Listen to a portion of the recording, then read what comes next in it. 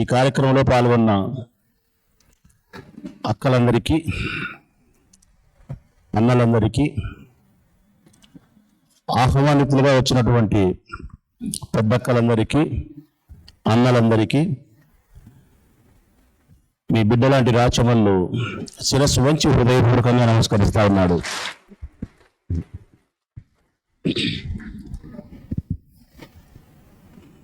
అక్క చెప్పినట్టు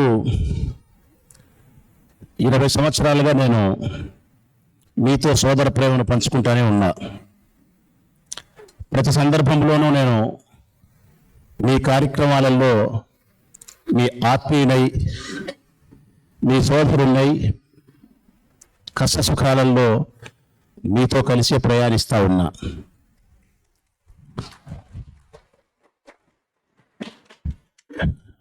నేను ప్రతిసారి నన్ను మీరు ఆహ్వానించినప్పుడల్లా ఇక్కడికి రావడానికి ఇష్టపూర్వకంగానే వస్తూ ఉంటాను. నేను ఏదో మొక్కుబడికి వద్దామని కానీ, బాధ్యతగా రావాలని కానీ నేను ఎప్పుడు అనుకోలేదు. ప్రతిసారి ఇక్కడ నాకు ఏదో దొరుకుతుందని మాత్రమే వస్తాను నేను ఇక్కడికి. నాకు తెలియనిది, నాకు అవసరమైనది ఇక్కడ నాకు లభ్యమవుతుంది. ఆ ఈశ్వరుని దయచేత నాకు అది ఇక్కడ లభ్యం కావాలని ఇక్కడికి వస్తాను నేను ప్రతిసారి. ఎప్పుడో ఒక 15 సంవత్సరాల కిందట వచ్చినప్పుడు నాకెంతో మేలు జరిగింది. ఈ అక్కల వల్లే చెడు వ్యసనాల గురించి ఆ రోజు కార్యక్రమం, దుర్గుణాలకు మనిషి అలవాటు పడితే బలహీనుడు ఏ విధంగా అవుతాడు, జీవితాన్ని ఏ విధంగా నాశనం చేసుకోగలుగుతాడు, సమాజానికి హితుడు కాకుండా ఎలా దూరమవుతాడు. అందుకే చెడు వ్యసనాలను విసర్జించాలి. ఇది మానవాళికి మనం ఇచ్చే సందేశమే కాకుండా, సందేశంతో ఆగకుండా చైతన్యపరిచి మార్పు తీసుకురావాలనే ప్రయత్నం చేసేదే ఈ ఆలయం.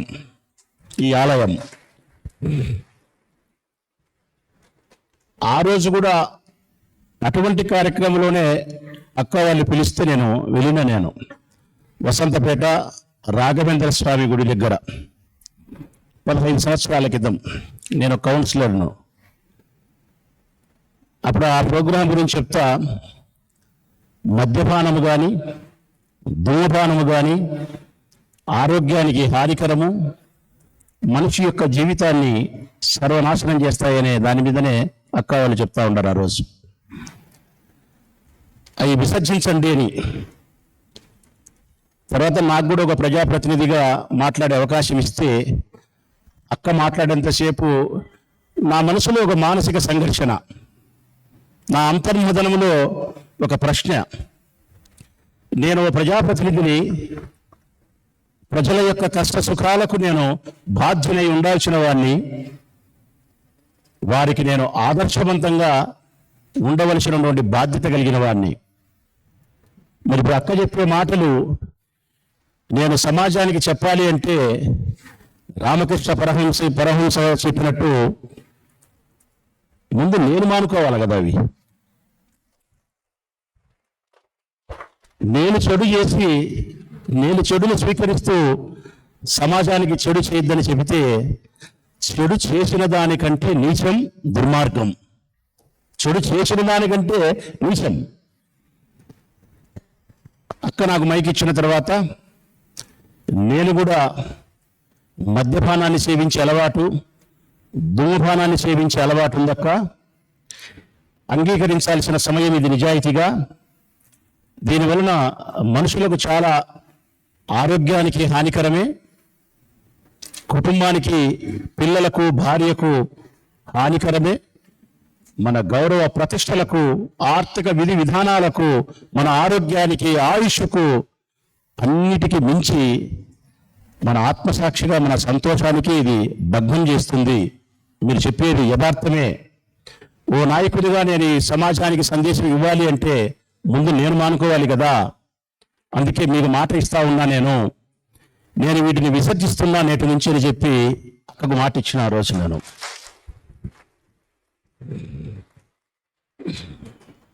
ఈ అక్కలకు మాట ఇచ్చిన తర్వాత ఇప్పటి వరకు నేను మద్యపానాన్ని ధూమపానాన్ని దరిచేరనీయలేదు అక్కలారా.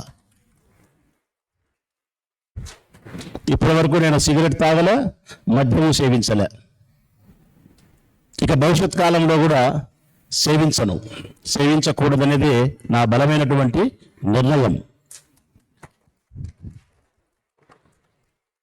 ఇది అన్నయ్య వాళ్ళకి రాఖీ కట్టిన తర్వాత మీకేం గిఫ్ట్ కావాలమ్మా అని అడిగారు. అడిగితే అన్నయ్య మాకు అన్నిటికంటే విలువైన గిఫ్ట్ మీరు సదా ఆరోగ్యంగా ఉండాలి, ఇంకా మంచి మంచి కార్యక్రమాలు చేయాలి, మీకు పనికిరాని మీలో ఉండేటువంటి ఒక వ్యసనాన్ని గిఫ్ట్గా ఇచ్చేయండి అన్నయ్య అని. ఆ సెకండ్ అన్నయ్య ఒకటి కాదు నాలో ఏముండయో అన్నీ ఇచ్చేస్తాను అని చెప్పడమే కాదు ప్రాక్టికల్గా చేసి చూపిస్తూ ఉన్నారు. ఆ రోజు నుంచి మాకు అన్నయ్యనే గిఫ్ట్. ఏ చిన్నది వచ్చినా అన్నయ్య అంటే అయిపోయింది మీరు వెళ్ళండి నిశ్చింతగా అంటారు. చూడండి, ఒక భగవంతుని ఒక స్నేహము ప్రేమ అనేది, నిజమైన ఆత్మీకత అనేది అన్నయ్యలో ప్రతి ఒక్కరు కూడా. అందుకే రాచమల్ల అన్న అని ప్రేమగా పిలుచుకుంటారు. ఎంత ఉన్నత స్థానంలో ఉన్నా, ఎంత ఎత్తుకు ఎదిగినా కూడా ఆ హృదయపూర్వక ప్రేమ ఇంకా ఇంకా మన నుంచి, పరమాత్మ నుండి, ప్రజల నుండి నింపుతూ ఉంటాం అన్నయ్య గారికి. నిజమే, అక్క ఆ రోజు అడిగినది కూడా అట్లనే, కానుకిమ్మనే. ఇక్కడికి రావడం వలన నేను చెప్పిన ఉద్దేశం అదే. నాకు అవసరమైంది, సమాజానికి మేలు చేసేది ఇక్కడ నాకు లభ్యమవుతుంది అని చెప్పి ఇష్టపూర్వకంగా వస్తూ ఉంటా. ఇక సమాజానికి కూడా మనం చెప్పాల్సినవి కొన్ని ఉన్నాయి. సమాజంలో ఓం శాంతి భవనం, ఓం శాంతి కార్యాలయం, ఓం శాంతి అనే ఒక వ్యవస్థ బయట సమాజంలో ఉండే వారికి తెలిసిన అర్థం వేరు, ఇక్కడ ఉండేది వేరు. ఓం శాంతి అంటే సన్యాసమా? కాదు. ఓ ప్రొద్దుటూరు పట్టణ ప్రజలారా, ఓం శాంతి అనేది సన్యాసం కాదు. గృహస్థ జీవితం నుంచి బయటికి వచ్చి సన్యాసాన్ని స్వీకరించడం కాదు. మానవుని యొక్క జీవిత గమ్యములో, విధానములో బ్రహ్మచర్యానికంటే, సన్యాసం కంటే గృహస్థ జీవితమే పవిత్రం, మోక్షం. ఇది ఈశ్వరుడు చెప్పిన మాట. ఇక్కడ కూడా ఓం శాంతి అంటే సన్యాసం కాదు. గృహస్థ జీవితాన్ని అనుభవిస్తూ మనం ఏ విధంగా బ్రతకాలి, ఏ విధంగా బ్రతికితే మనం సమాజంలో సంతోషంగా, గొప్పగా, ఉన్నతంగా ఈ దేశానికి సేవ చేస్తూ, ప్రపంచానికి మేలు చేస్తూ, ఆ పరమేశ్వరుడి ఆదేశానుసారం ఎట్లా బ్రతకాలనో అట్లా బ్రతకడానికి కావాల్సిన బోధన చేసే బోధనాలయమే ఓం శాంతి భవనం. సన్యాసం కాదు. దీనికి అందరూ ఆహ్వానితులే. యావత్ సమాజము ఆహ్వానం పలుకుతా ఉంది ఓం శాంతి భవనం. ఇక్కడ తల్లి, తండ్రి, గురువు, దైవము సర్వము ఆ పరమేశ్వరుడే, ఈశ్వరుడే. ఈశ్వరుడి బోధనే. మనం ఎట్లా బ్రతకాలి, ఏ దుర్గుణాలను మనం విసర్జిస్తే, ఏ సద్గుణాలను మనం ప్రార్థించుకుంటే ఎంత గొప్పగా జీవించగలుగుతాం, ఎంత గొప్పగా సమాజంలో కీర్తించబడతాం, ఇది చెప్పడమే ఇక్కడ. బహుశా అక్క వాళ్ళు మీకు ప్రతిరోజు చెప్పేది కూడా ఇదే అనుకుంటా. ఇదే కదమ్మా, ఇదే చెప్పేది. నాకు తెలిసినంత వరకు, నాకుండే అనుభవం ప్రకారం నేను ఎప్పుడు మీకు చెప్తానే ఉంటా. సమాజానికి కూడా మనం గొప్పగా జీవించాలంటే కొన్ని విషయాలను మనం తెలుసుకోవాలి. మొట్టమొదటి నేను ఎప్పుడు సమాజం నుంచి ఆశిస్తా ఉన్నది ఏంటంటే, ప్రతి మనిషి తప్పనిసరిగా బాధ్యతగా జన్మనిచ్చిన తల్లిదండ్రులను శివపార్వతులుగా భావించి పూజించండి. మొట్టమొదట పని చేయండి. జన్మనిచ్చిన తల్లిదండ్రులే ప్రత్యక్ష దైవాలు. వీరి విషయంలో ఏ బిడ్డలైనా నాలాంటి బిడ్డలు, మీలాంటి యువకులు ఎవరైనా సరే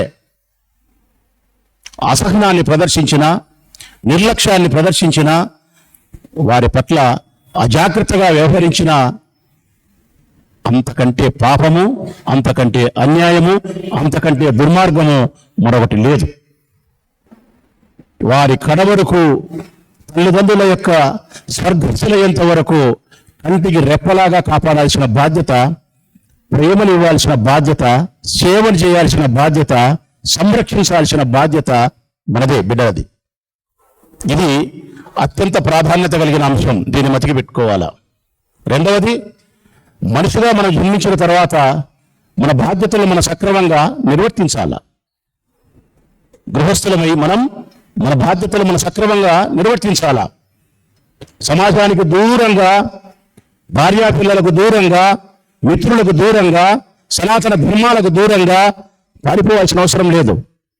దగ్గరగానే ఉండాలా.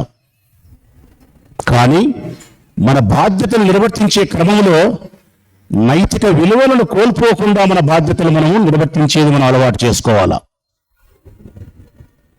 దేనికి, ఎందుకు మనందరికీ ఇప్పుడు అక్క వాళ్ళైనా ప్రతిసారి చెప్తా ఉంటారు, ప్రతిసారి మన జీవితం వేరుగా తయారయ్యేదానికి, మనం బాధపడేదానికి అన్నిటికీ మూలం టెన్షన్, ఒత్తిడి.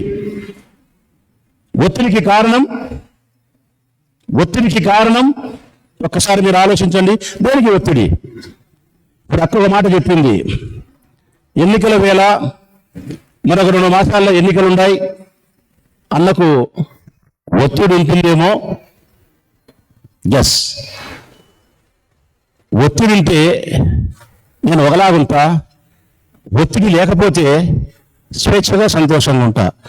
ఒత్తిడి ఎప్పుడు ఉంటుంది? ఎప్పుడు నా మీద ప్రెజర్ ఉండదు. నేను తప్పనిసరిగా ఎమ్మెల్యేగా గెలవాల్సిందే, నాకు ఆ పదవి కావాల్సిందే అని అనుకుంటే నా మీద ఒత్తిడి ఉంటుంది. అట్లా కాకుండా మీ సోదరుడు రాష్ట్రంలో ఎట్లా అనుకుంటాడో తెలుసునా? నేను ధర్మాన్ని రక్షించడానికి ప్రయత్నం చేసే మానవ శక్తిని, ఆ ధర్మాన్ని జయించడం కోసం, ఆ ధర్మాన్ని రక్షించేదాని కోసం మానవుడిగా నా ప్రయత్నం ఏదైతే చేస్తానో దానికి ఈశ్వరుని బలం తోడు కావాలా. ధర్మమే జయించాలా. ఆ ధర్మమే జయించే క్రమంలో నేను ధర్మం పక్షాన ఉంటే ఆ ప్రజాసేవ చేసే అధికారం ఆ ఈశ్వరుడు ప్రజలు నాకు ఇస్తారు అని నేను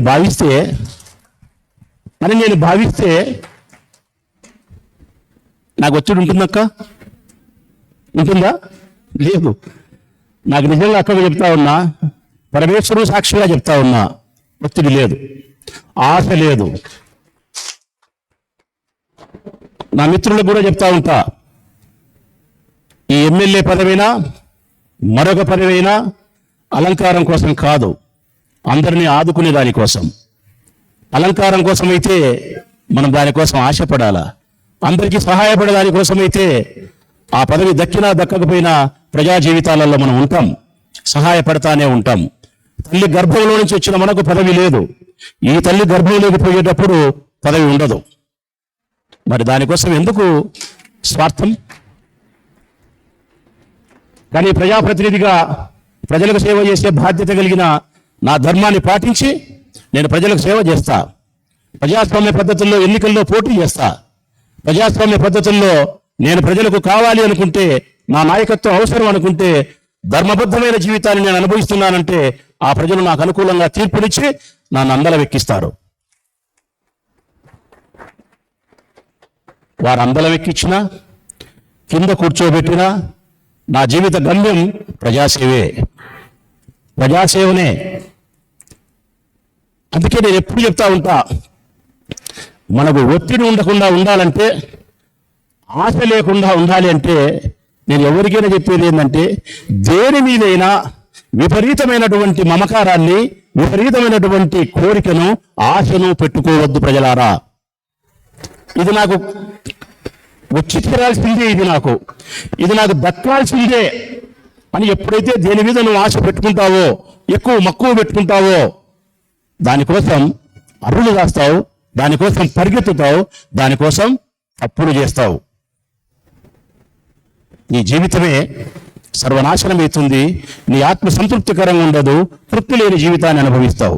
అదే నువ్వు ఆశలు జయించగలిగితే ఏమీ లేదమ్మా, ఏముంది? చాలా నిస్వార్థపూరితమైన ఆలోచనతో ధర్మబద్ధమైన జీవితాన్ని నువ్వు ప్రయాణం చేయగలిగితే ప్రమాదమే లేదు మనిషి జీవితానికి. ఈశ్వరుడు చెప్పేది, గురువులు చెప్పేది, అందరూ చెప్పేది ఒక్కటే, నీవు ఇతరుల కోసం, ఇతరులను సంతోషపెట్టే దానికోసం సేవ చేసే మార్గంలో ప్రయాణం చేయి. ఈ సృష్టిని అంతా ప్రేమించగలుగు. నీ పట్ల అనుచితంగా ప్రవర్తించిన వారిని కూడా విశాలమైన హృదయంతో క్షమించగలుగు. నువ్వు ప్రేమించగలిగి, సహాయపడగలిగి, అందరినీ క్షమించగలిగి, నైతిక విలువలతో ధర్మబద్ధులై నువ్వు జీవించగలిగితే ఎక్కడ మనం తప్పు చేస్తామక్క? ఎక్కడ మనకు దేని మీద ఆశ ఉంటుంది? డబ్బు డబ్బు డబ్బు డబ్బు డబ్బు. ఏ మనిషి నోట్లో చూసినా కానీ తల్లి, తండ్రి, కొడుకు, బిడ్డ, చెల్లి, భార్య సర్వము ధనమయమైపోయింది. నేను అడుగుతా ఉన్నా, ఈ సృష్టిలోని ధనం పట్ల ఆశ కలిగిన ప్రతి మనిషిని అడుగుతా ఉన్నా, మరణించిన తర్వాత ఆ ధనం నీ తోట వస్తుందా అని అడుగుతా ఉన్నా నేను. రాదు. మరి నీ తోట రాని ధనం, నీ తోట రాని భూమి, నీ తోట రాని బంగారు, చివరికి నీ పేగు దించుకొని పుట్టిన నీ బిడ్డలు సైతం నీ తోట రానప్పుడు ఎందుకు రా పిచ్చి మానవుడానికి ఇంత మమకారం దానిపైన? ఎందుకు ఇంత ఆశ నీకు దానిపైన? నువ్వు మరణించిన తర్వాత కాటికి చేరితే చితి నిప్పు, ఆ కాటికి చితి పెట్టేంత వరకు, మంట పెట్టేంత వరకు నీవు నీ తండ్రి భౌతికమైనటువంటి పార్థిక దేహం దగ్గరికి నువ్వు చేరగలుగుతావు, నిప్పు పెట్టగలుగుతావు. నిప్పు పెట్టిన తర్వాత ఆ కాటి దాటిపోతా ఉండే ఆ జీవుడి యొక్క ఆత్మకు నువ్వు అవతలికి పోగలుగుతావా? ఆ శ్మశానం దాటి నువ్వు పోగలుగుతావా? పోలేవు. నీ కన్నీళ్ళు ఏమన్నా చిత్తమంటని ఆర్పుతాయా? ఆ చిత్తమంటలు ఏమన్నా నీ యొక్క హృదయాన్ని పులసికరమై ఆపగలుగుతుందా, చల్లబరుస్తుందా? ఏమీ లేదు. మరి ఎందుకు దీనికోసం ఇంత ఆశ? మనందరం కూడా ఆ ఈశ్వరుడు చేసిన బొమ్మలమమ్మ. ఈశ్వరుడు చేసిన బొమ్మలు మనమంతా. ఆయన మనతో ఆడుకుంటున్నాడు. ఈ బొమ్మలతో ఆయన ఆట ఆడుకోవాలనుకున్నాడు, ఆడుకుంటున్నాడు.